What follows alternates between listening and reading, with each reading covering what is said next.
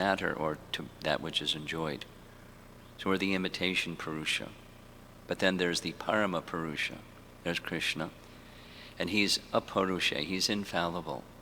Infallible. You know the meaning, fallible, infallible. We are Krishna. One of the Krishna's names is Ajita, and living entities are Jita. We are subject to become fallen. We're marginal. We might regain the position of becoming liberated souls, but in the present we're Jita, and then there's Krishna, who never becomes subject to the material energy. In fact, he's the controller of the material energy. He never becomes subject to it. He's the controller of it. He's Ajita. He's infallible. He cannot fall.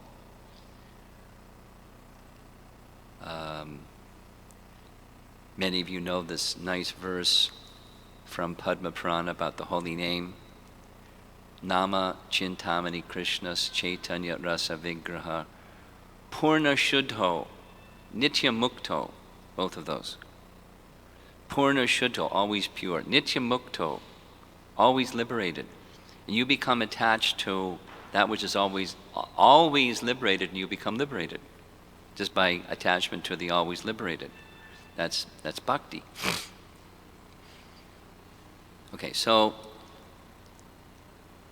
to know that which is ajita, that which is beyond the senses capacity to know. What's the name of Krishna? It's in the Bhagavatam.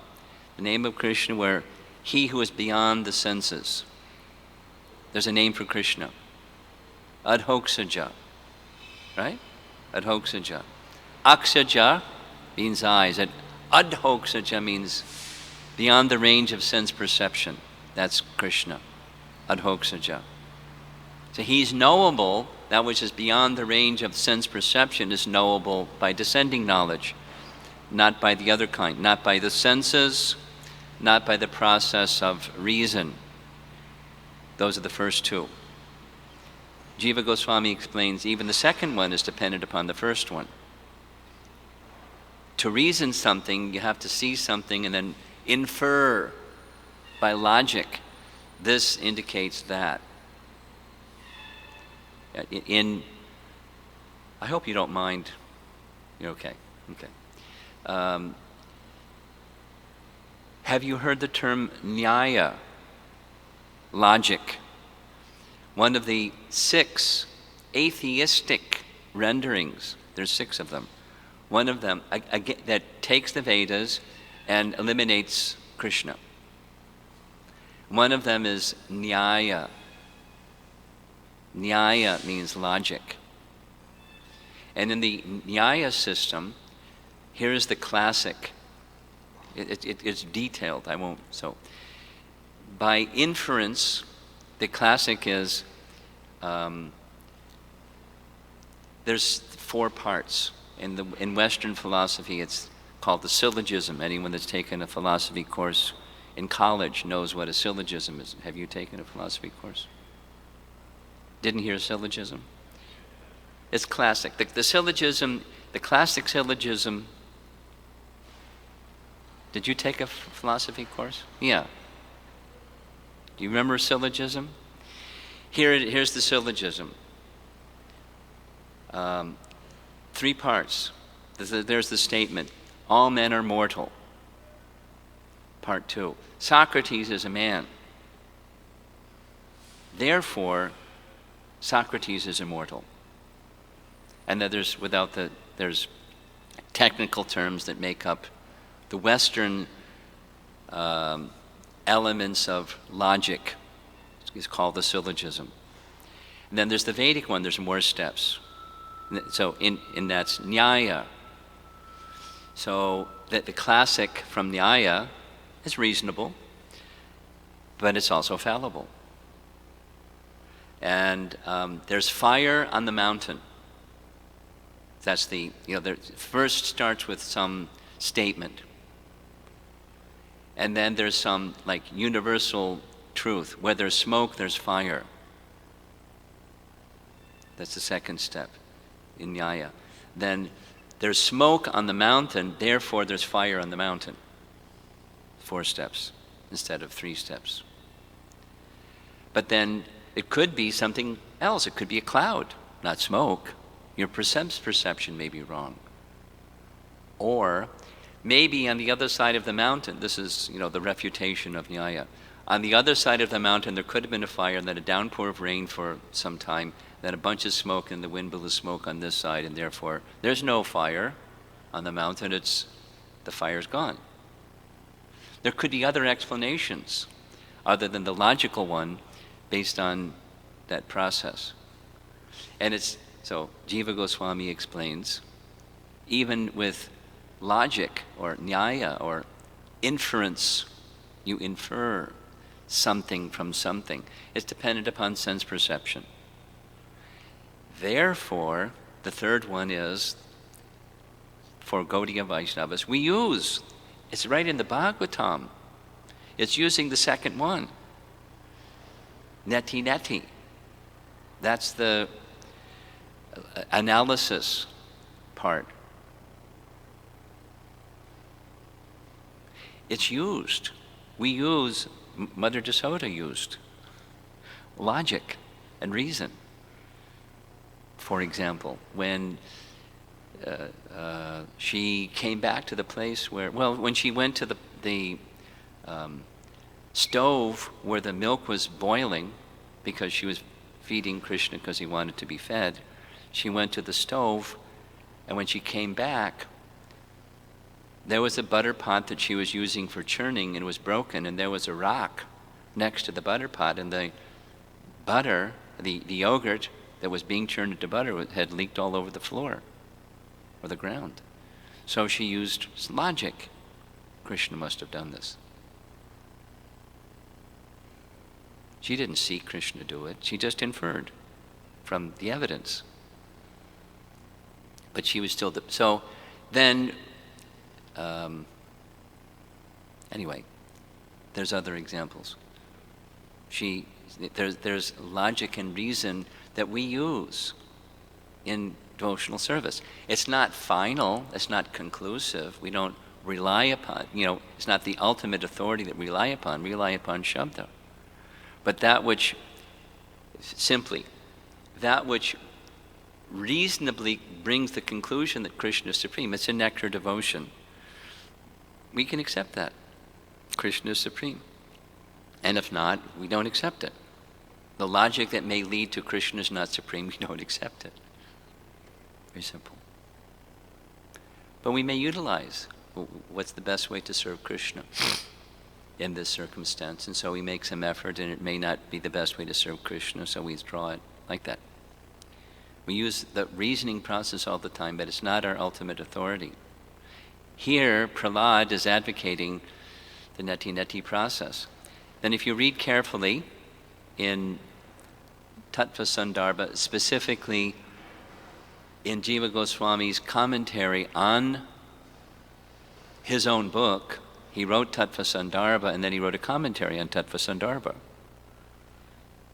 called Sarva Sambadani. And then in the commentary he writes there's 10. And one of them is inference, negative inference. I forget what the Sanskrit term is. And here's the example in Nyaya of negative inference.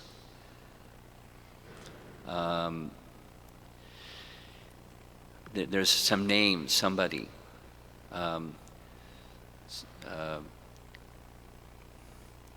Vishnudas says, Vishnudas, who's chubby, says, I do not eat during the day.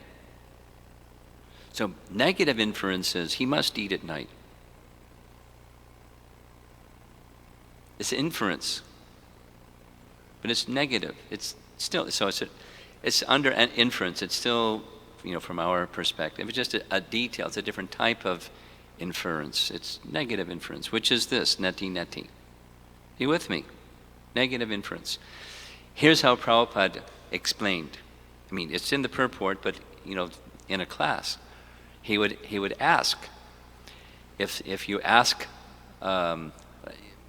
maybe some of you have the opportunity to give classes to college or high school students that come here from time to time. Or you may speak to a group of children from time to time, maybe sometime in your devotional service. So it's very practical. I've done this with not so much high school kids, kind of maybe uncomfortable being put on the spot, but little kids like it. So you ask, okay, who's the most intelligent student amongst all of you? And everybody looks at the most, everyone knows who's the most. Okay, would you mind being, answering some questions? No, that's okay. Sometimes they're shy. So, depending upon the circumstance, you could say stand up, or just, where you are. Could you point to your arm? Can you point to your head? Can you point to your elbow? Can you point to your foot? Etc. Then can you point to yourself? And sometimes they go like this. That's myself. Then it's to indicate, even by our language, we say my, and then there's an object, the possessor of the object, and then there's the object. Like you say, my shirt, or my socks, or my shoes, and then there's you. You're not the shoes. You're not the shirt. You're not the socks. You're the possessor. And then there's the object. So it's distinguishing object from the possessor of the object, the conscious self from the coverings of the conscious self, by the neti-neti process. It's useful. Prahlad is encouraging his friends in school to consider, like Prabhupada would sometimes do with his disciples, or we may sometimes do when we're explaining. This is a very, very simple point.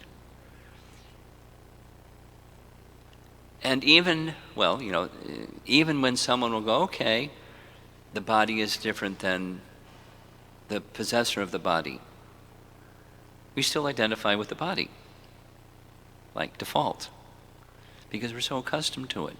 We're ruled by false ego. What does false ego mean? False ego doesn't just mean like somebody's this macho person that walks around with a swagger and says, I'm a dude. I'm an important person. That's our vernacular. Someone's got a big false ego. But just reduce it to definition, and false ego is a false sense of self. There's aham, that's I am, and there's ahamkara or ahankara, a false sense of self. And that false sense of self, or ahankara, it appears, as we've been hearing from these previous purports, it appears even before the soul gets a body. Before we even do anything, before we even get a body to do anything, we're covered with false ego. Good luck getting out of false ego. How do you get out of false ego? Well, you have to have a true sense of self. So this neti-neti process is by analysis, but its strength is weak. It's something more than nothing. Having a spiritual conception for a devotee, to go to the goal, you have to have some bandhagyan before you do the rest of it. And generally, we say yes to some bandhagyan and we carry on as if we didn't say yes, just because we're conditioned. So it's a gradual process by the potency of bhakti, according to something I very much like in Kapila Dev's discussion with Devahuti. several times as he's explaining Sankhya philosophy, because this is Sankhya philosophy. As he's explaining Sankhya philosophy, she raises a doubt, which is not her, it's us. Is it really possible to overcome, to become free from attachments to the bodily conception? She, without the details, she asks it 3 times that I can specifically recall, and one time she goes like, I'm paraphrasing, I got it. I got it. I know the philosophy. The soul is different than matter. But they're so interwoven, they're so inextricably involved. There may be a sense of detachment that comes from this analysis process. And then, with that detachment, then you can sail along with a spiritual conception. But they're so inextricably involved. And very soon thereafter, that detachment mood, you're caught up again in matter. It's everywhere. Think about it. Any direction you look, there's matter. We're in the sea of matter, saying, I'm spirit soul. We're so implicated, and for millions of lifetimes, not just, this lifetime, millions, moment after moment after moment, and it's piled up, this tendency, the residual tendency, so strong. Is it really possible? Good question. And we know the answer. Well, he says, yes, it's possible by the power of bhakti, not just by the power of neti neti. Neti neti is to help us enter with a spiritual conception into the process of bhakti. Many of you are familiar with the section of Nectar Devotion where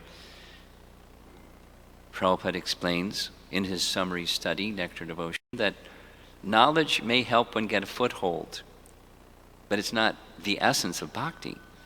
It helps us get into bhakti properly performed, but it's really bhakti. Because bhakti, Kapila Dev describes, it's so powerful.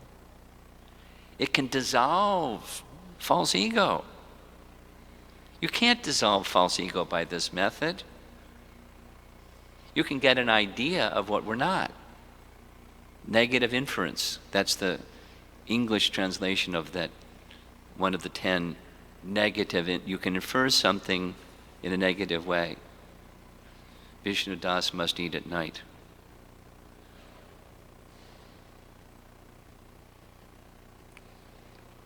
But realization is beyond negative inference or positive inference.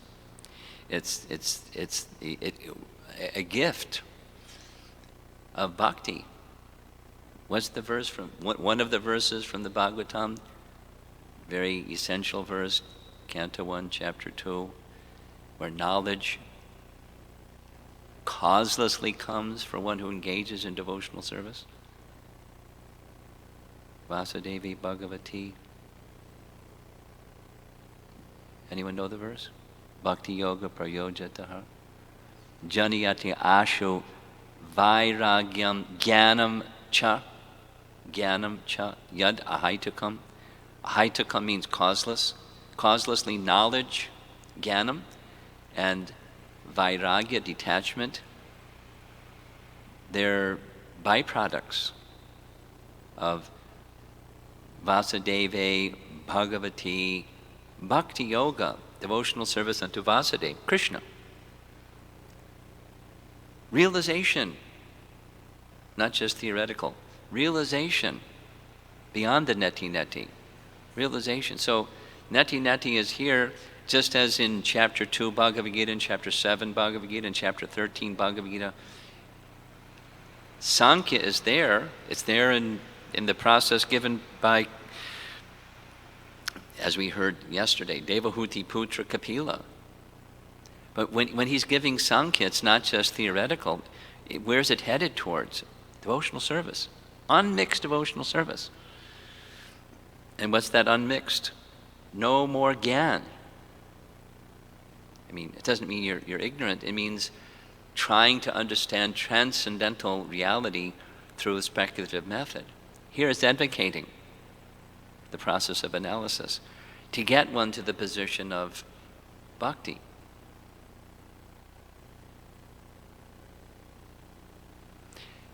And then it's nice, just add this, and I think I'll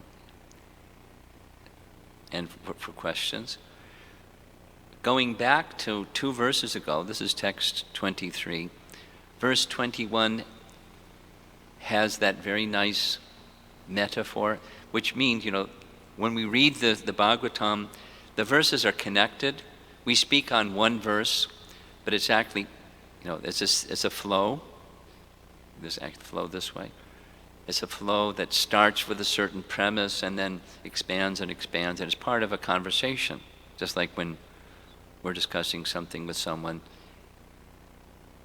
Prahlad is explaining he's a teacher, so this is connected to that, connected to that, connected to that. Same as in Bhagavad Gita, Krishna is making a certain point and then embellishes the point. So, first line of the purport, Svarnam. Svarnam means gold. Yata is a like or as. Like this, so that. Little Sanskrit. Yata tata. When you see that, this is the known, and then there's the unknown. If you remember from Sunday, there's the subject, and there's the predicate, and the predicate is unknown. Something that's known, the Vipra is a learned man. The Vipra is known, that his erudition is not known. Subject, predicate. So here, yata tata. So what's known is gold for those who are expert geologists.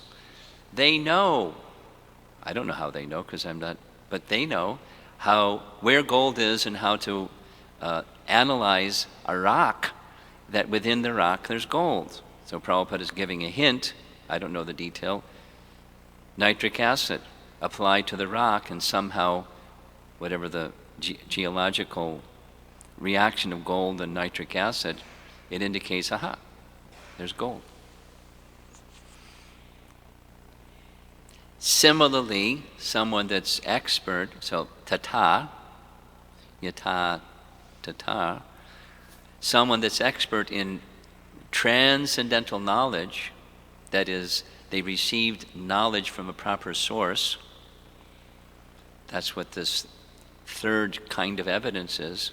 Shabda Praman, Aparusheya Shabda. They've heard from a transcendental source, from Krishna or from one who has heard from Krishna, because that's a transcendental source.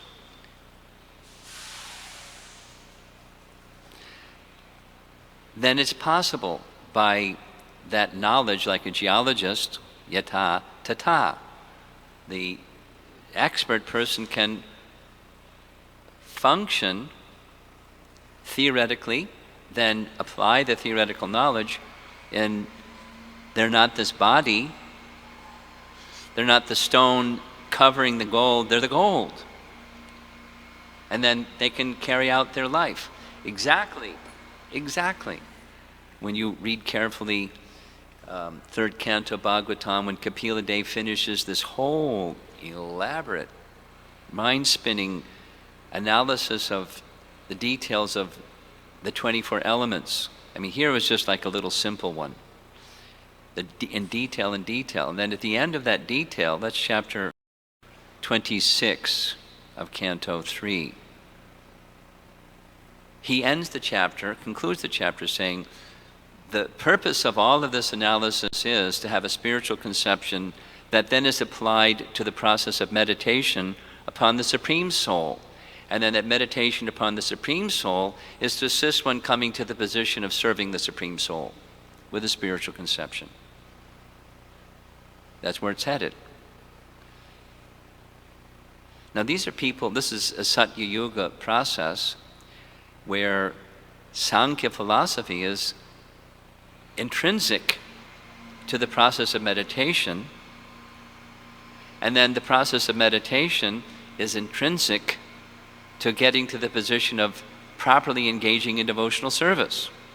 And then he describes the next chapter, 27, Canto 3, how people in Satya Yuga who are doing meditation can practically live their lives.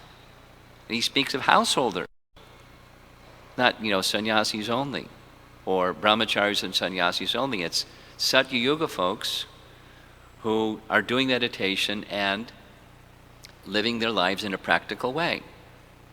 It's not all they do is meditation. If they're householders, they do other things. So it describes how, practically speaking, how to live your life. It's very valuable instruction. Very valuable. But so the sadhana still must be there. The sambandha gyan must be there. The Sankhya philosophy must be there. And then leading one into the house of bhakti, pure devotional service. Clearly that's his message. Same program going on here. This is another age where it's actually such a yuga. It's another audience. It's boys who, they haven't heard anything transcendental. So the neti process is helpful. Just to give them a clue by using a faculty they're quite familiar with, the reasoning faculty. How to find gold, how to find the soul. And then with that, the process of devotional service will follow. That's what he's advocating. And they're into it. They Prahlad is a hero. So when he's done with all this, they're ready, devotional service. Let's have kirtan. And they get up and have kirtan.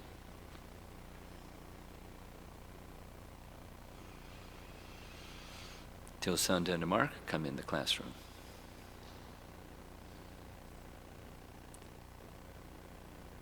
Okay. Any discussion? Yes.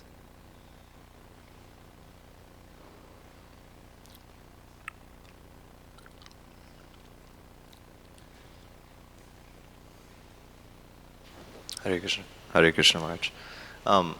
So this neti process, basically you are trying to find out what something is by defining what it is not. Exactly. So exactly. I was just wondering, is this similar or is it the same as understanding the tatastha lakshana of something? Because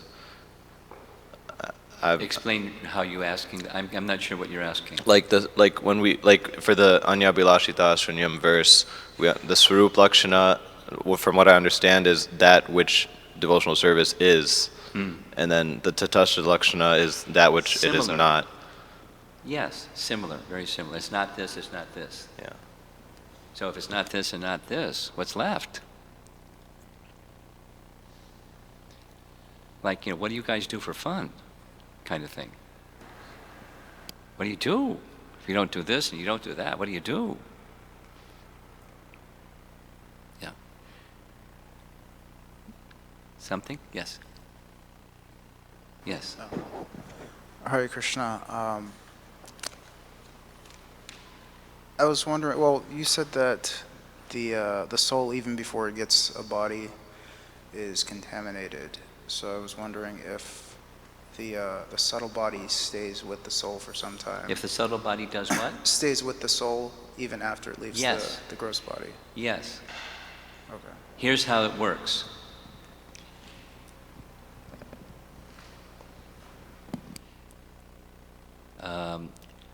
The living entities will go back to, there's the unmanifest state. We discussed this yesterday or day before, whenever, some previous day. There's pradhan. I think we did it yesterday. Were you here yesterday? Okay. There's this cloud of the material energy that's totality of the material energy, but it's not separated out into the different elements. Like a big jumbled warehouse and everything's all mixed up. But the totality of the material energy, all of it, that's called pradhan, undifferentiated, sum total of the material energy, like a cloud. Mahavishnu, you know Mahavishnu, Mahavishnu. He sees that energy and he wants to give that energy some opportunity for service. It's actually a person. It's his shadow energy, Chaya Devi. So he glances. That's all he does. With a desire, a compassionate desire, she wants something service to do. So the desire and the glance. Mahavishnu has internal potency. Sometimes, like there's Srimati Radharani, she's manifested next to Krishna, Kishori and Kishore. They look like two forms, but one entity, according to our Vaishnava teachings. You with me? Energy and energetic, they're one entity, but manifested in two forms. In the case of Mahavishnu, same, but she's within. And he's enjoying pastimes with her within. It's called Yoga Nidra. You've heard that before? Yoga Nidra? Mystic slumber. Nidra means sleep. And Yoga Nidra is not like we sleep. His eyes are slightly open, but he appears to be asleep, but he's not asleep. He's enjoying pastimes, eternal pastimes, with Rama Devi within. She senses his desire. She's intimately connected with him. She's his internal potency. She knows what he wants because she's intimately. So he desires that this shadow energy has some service. So what does she do? She serves him. She gathers those living entities. The sum total of all living entities are then entrusted to the glance of Mahavishnu, and the living entities are carried by the glance of Mahavishnu to this cloud. Pradhan, it's called in Sanskrit. Along with the living entities goes time energy. She has subpotencies, and one of them is eternal time. She can transform that eternal time into time as we know it, so she does. So that time energy goes with the living entities, and it contacts this pradhan. It's like impregnation. The womb of the mother becomes agitated by the seeds of the father. Those seeds are the living entities and time energy. With me so far? Okay. And then this undifferentiated cloud starts to differentiate. Elements start to separate out. The first one that separates out, our dear friend, false ego.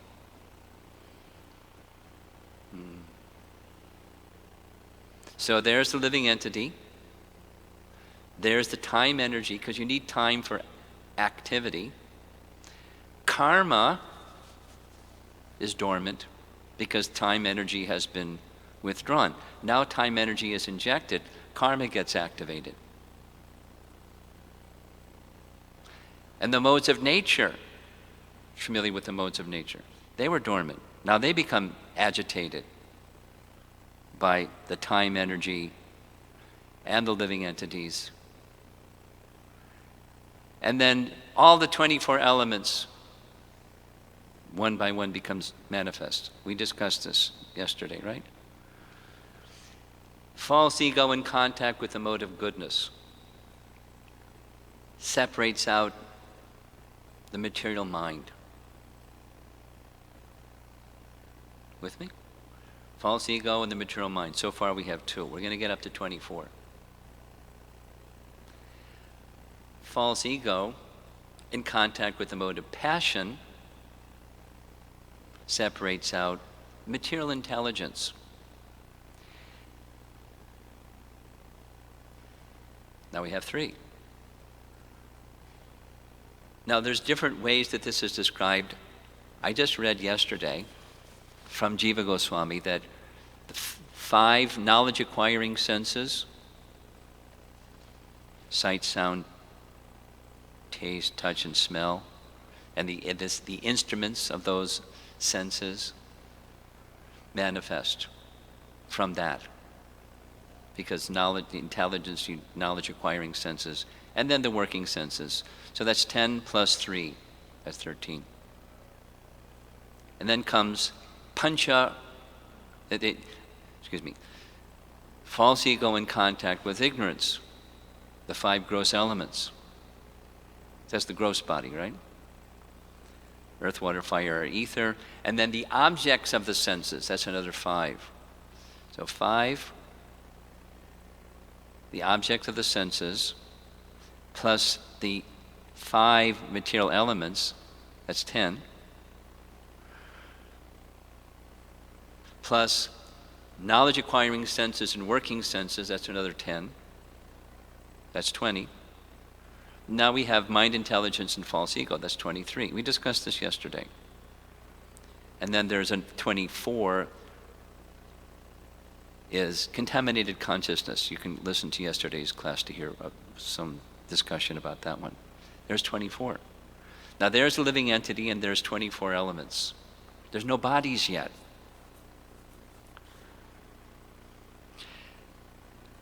The bodies are assembled by the controlling deities of those elements. They're manifested also. These are the primordial ones, because there's no universe yet. There's no bodies yet. It's a little abstract, but it's prototype demigods. But they know what they have some service to do, but they can't do it yet. Anyway, some more things happen. They pray to Vishnu, help.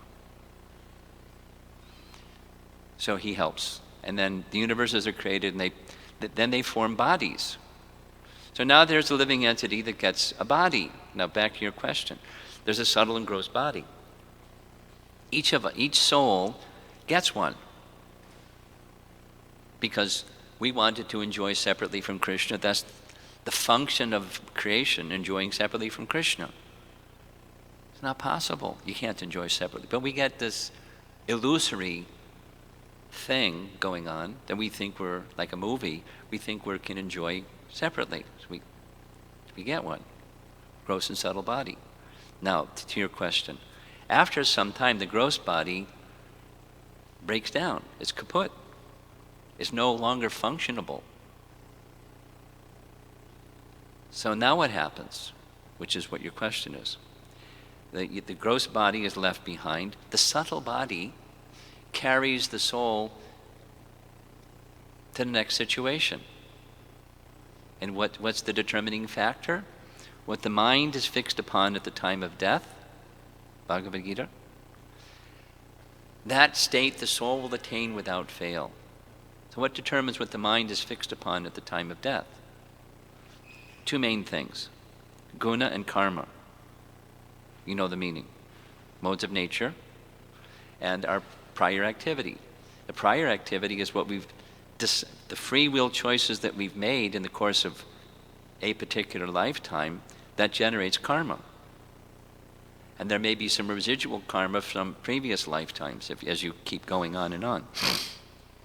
So the gross body is given up. The subtle body stays with the soul for this whole journey in material existence. Mind, intelligence, and false ego. And within the mind, there's massive, better than anything Bill Gates ever figured out about storing information. Very subtle filing system. All those impressions are stored in the mind. And time energy makes some of them manifest. Tick-tock, tick-tock. and then the impression comes in the form of an impetus to do something or to enjoy something, or like a rerun. You with me? Okay. So we need a mind. If you're going to have material happiness, you got to have a mind. You need material intelligence to make a plan how to fulfill those desires that are within the mind. And you need a false ego, so you can forget who you really are and try to be the enjoyer of material nature, like as if you're Krishna or something. That's the subtle body. It stays with the soul as long as we're in the material world. Now let's go back to this. Neti is, well, that's not me. There's the gross body. I'm not the arm, not the head, not the elbow. Now what about, the activities of the mind? That desire. That's not me either.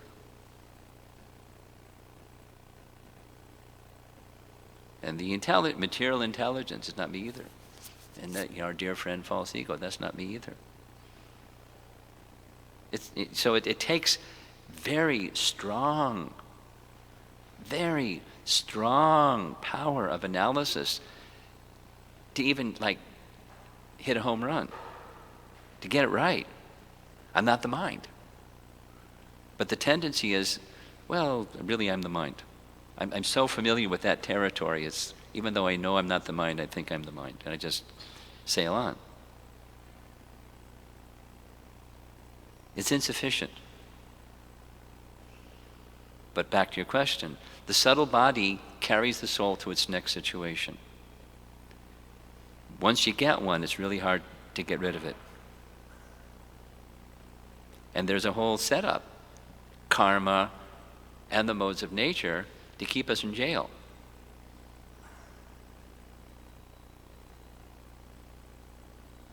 And even if you're good, you can't get out of jail. Because activities of goodness give you another body. And with the subtle body, you get a better grade. You get a, first-class prison cell.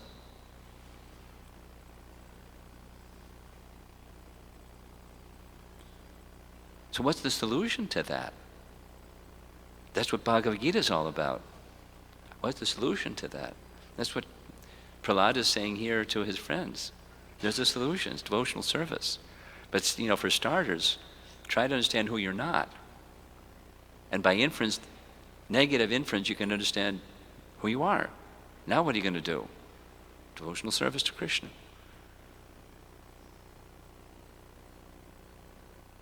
Is that all right? Transcendental knowledge leads to detachment.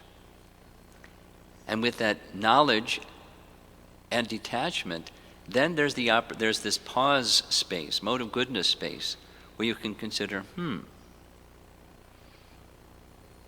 what should I be doing now that I know that I'm not this body? Even the thought and the desire of being an enjoyer is really strong tendency to be the enjoyer. What's the alternative? I want to be happy. What am I supposed to do? Go out of existence? Some people reach that conclusion. Buddhists reach that conclusion. If you really go down into it, that's what Buddhism says, just go out of existence. In fact, you don't exist.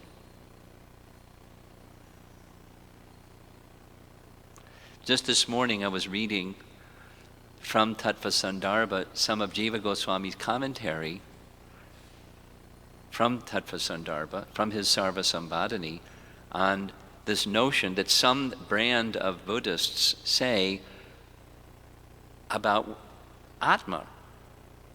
And, it's very curious. You don't exist. And they argue against positive existence. There's a brand, a group of Buddhists. You can't have a positive existence because blah, blah. And Jiva Goswami, addresses it, confronts it. And that's what, because the spirit soul can't exist, therefore, ultimately, nothingness. It's fallacious logic. And he refutes the fallacious logic by stronger logic, but ultimately it's shabda, it's sound vibration.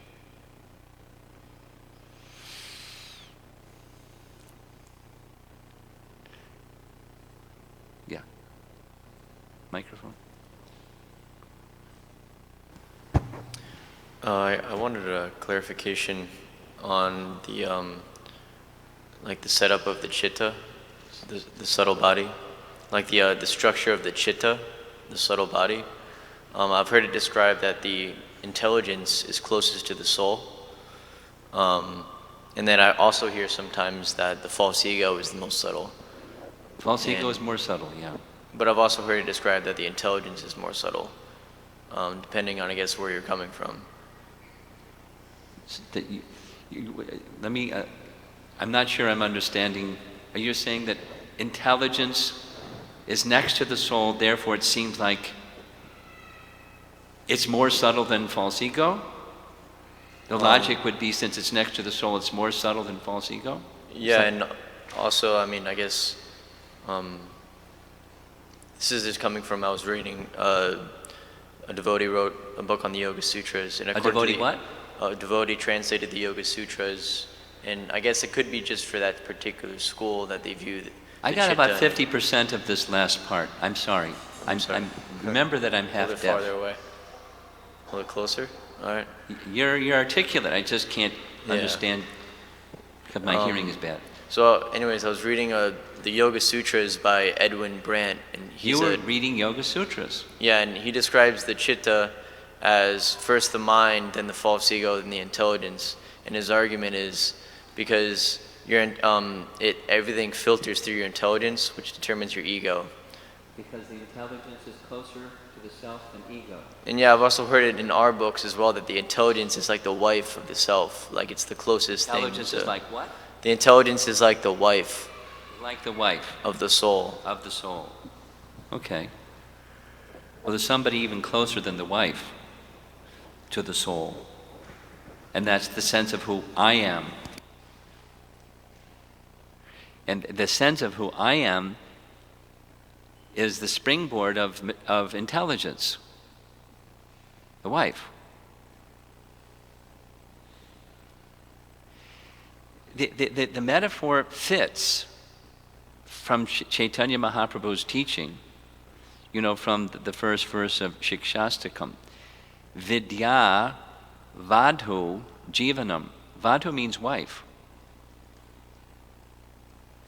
So the Sankirtan, the congregational chanting of the holy name, as one progresses, acts like the wife.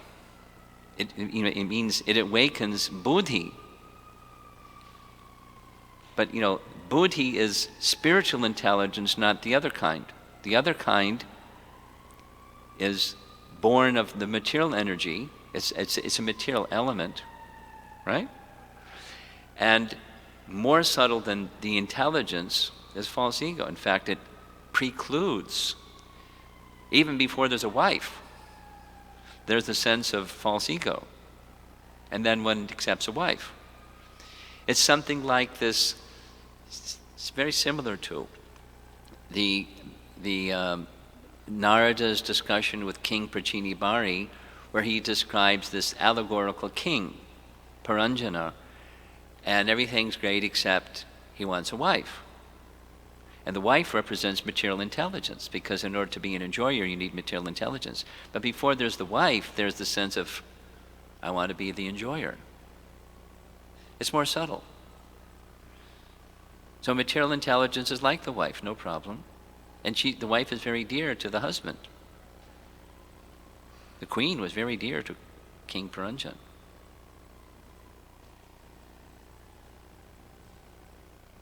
And then he became attached to her, and when he died, he took birth as a woman. And so there's still false ego, and then there's the circumstances change. Okay? I hope everybody understood that little exchange. Not exactly. He'll explain to you afterwards. Okay. Go ahead, Radha Krishna. Thank you so very much, Maharaj.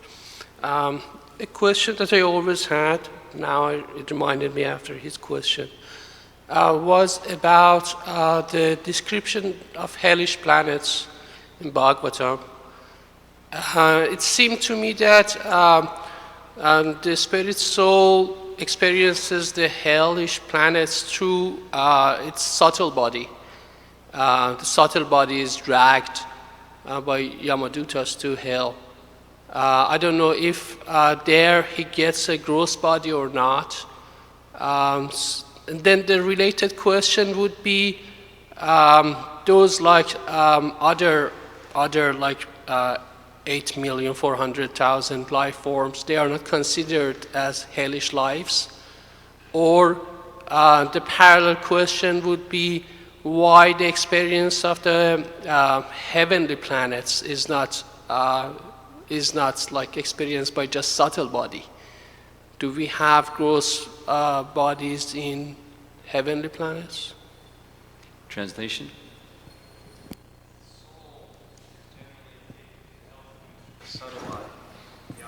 No, it's not the soul is generally taken to the hellish planets. If one goes to the hellish planets, it's the subtle body that's taking the soul there. But it's the subtle body that also carries the soul to the heavenly planets. Or, again, to a human form of life. Subtle body carries the soul, just like his question. The subtle body carries the soul. Hellish planets, upper planets, same planet.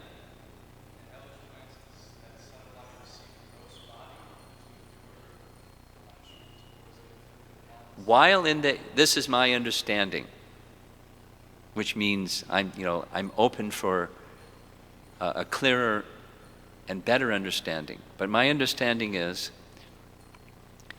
the hellish planets are subtle in the sense that the duration of time feels like when you're in a dream.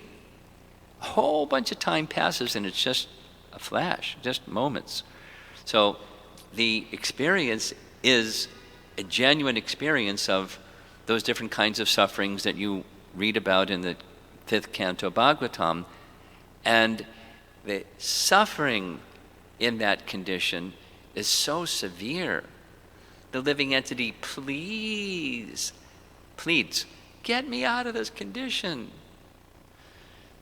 You'll have to take birth as an insect. Yes, get me out of this condition. And then is transferred to whatever that lower life form is. The hellish experience comes before the lower life form, the gross body form. So this is my understanding. It's subtle experience. The gross body is not there, the subtle body. Just like the description of being thrown off a cliff and then gathered up and thrown off a cliff and thrown off a cliff again and again.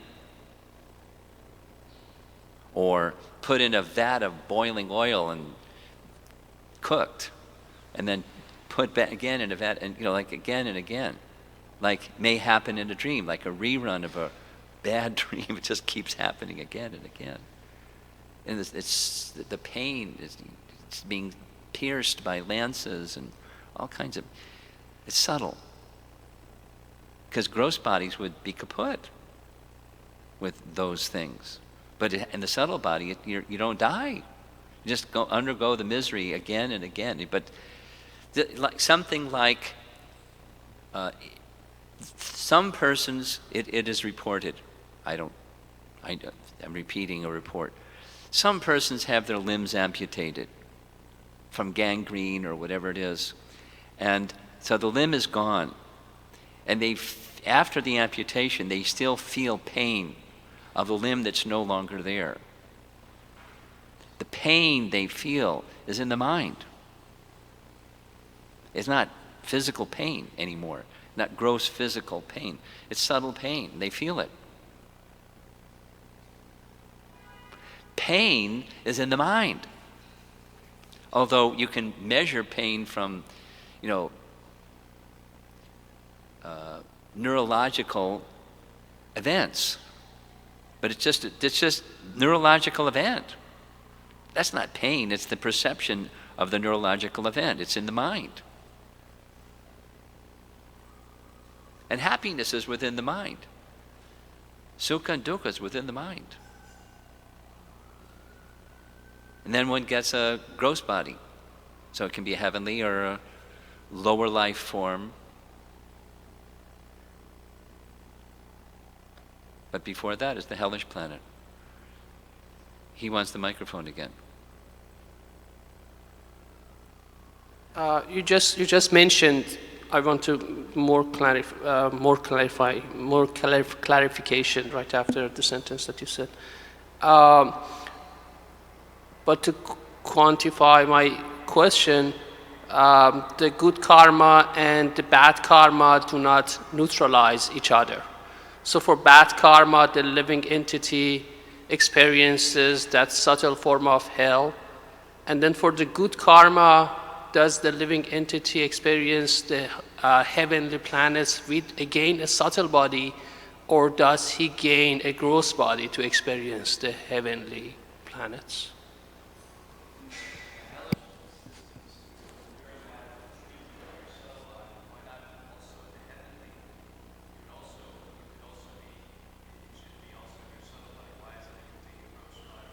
Well, because you're entitled to a gross body.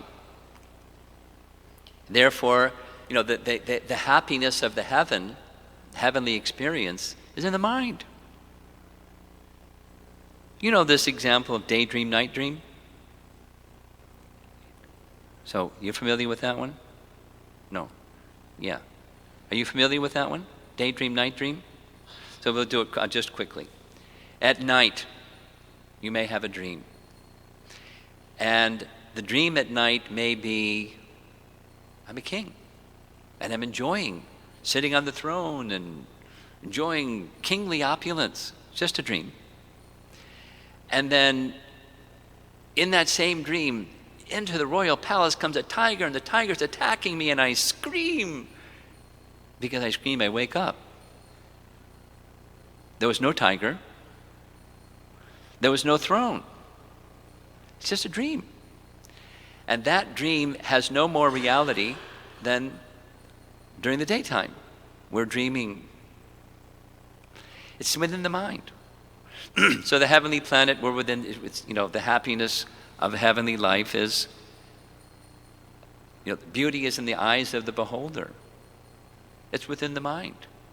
For a devotee, it's abominable. Why? Well, unless there's service to Krishna, then if there's service to Krishna, I don't mind this or that. But when you don't have that bhakti principle activated, then it's happiness and distress, pleasure and pain, honor, dishonor, hot and cold.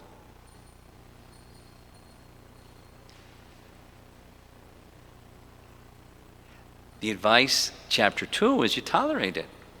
Because it's not really what happiness and distress is anyway. This neti. So what is happiness? Happiness is being engaged in Krishna's loving service. Well, I don't have very much love. Okay, well, develop that love. How?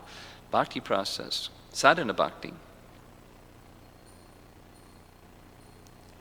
Okay, I think we'll let anyone else want to have a point to make over here? Over here. It's 8:48. This will be our last question. One time this topic was brought up in a class, and Mukunda said, I sometimes have an issue with this type of discussion, how you're not the body, because my mind wants to think, what's the positive approach? I'm not this. So then, in other words, the practical application, Prabhupada really emphasizes you're not the body. It's such a powerful message. But, in a practical field, how does one, the example may come up like Arjuna on the battlefield. So he's out there, he's firing arrows, he's a warrior, he's fighting. He's somehow conscious, okay, I'm not this body, and he's seeing it all from a detached perspective? Or is he right there in the midst of it? So the practical application of this is a little confusing. I mean, does this mean it seems like it would be difficult to be going around your day knowing full well I'm not this body when I have to interact in so many complicated situations? I've noticed. Therefore, the positive is not just aham brahmasmi, but das anudas. I'm Krishna's servant. So go back to Arjuna on the battlefield. So that before the battlefield, a Kshatriya.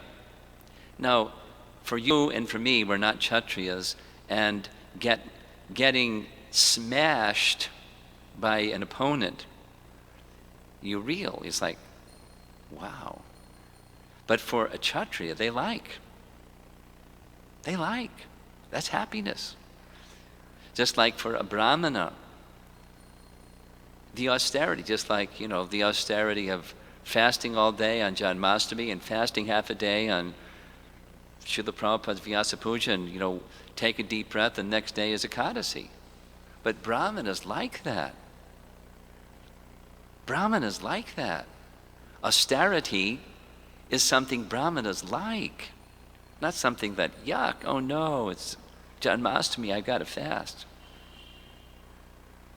So, besides the happiness of the Brahmana and the happiness of the Kshatriya, higher than that is devotional service.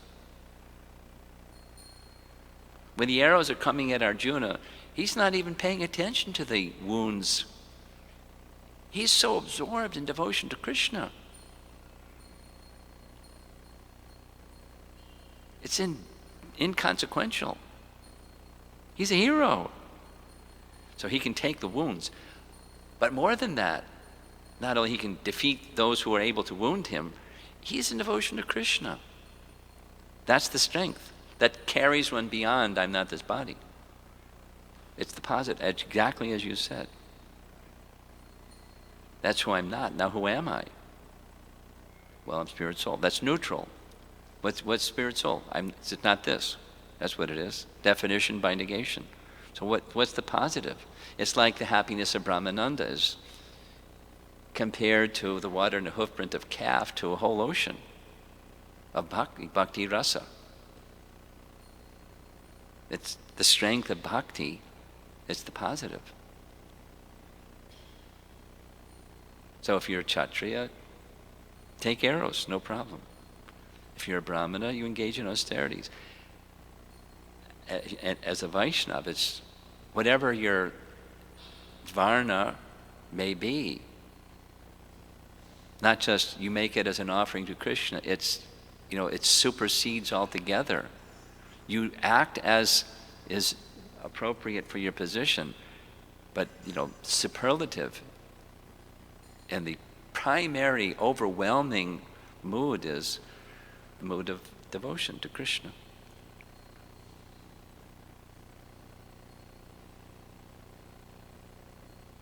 It's such a wonderful, the philosophy is certainly wonderful. What to speak of the experience, the realization of the philosophy. Jnanam vijnanam astikyam. Brahma karma swabhavajam. Okay, we're going to end there. Srila Prabhupada.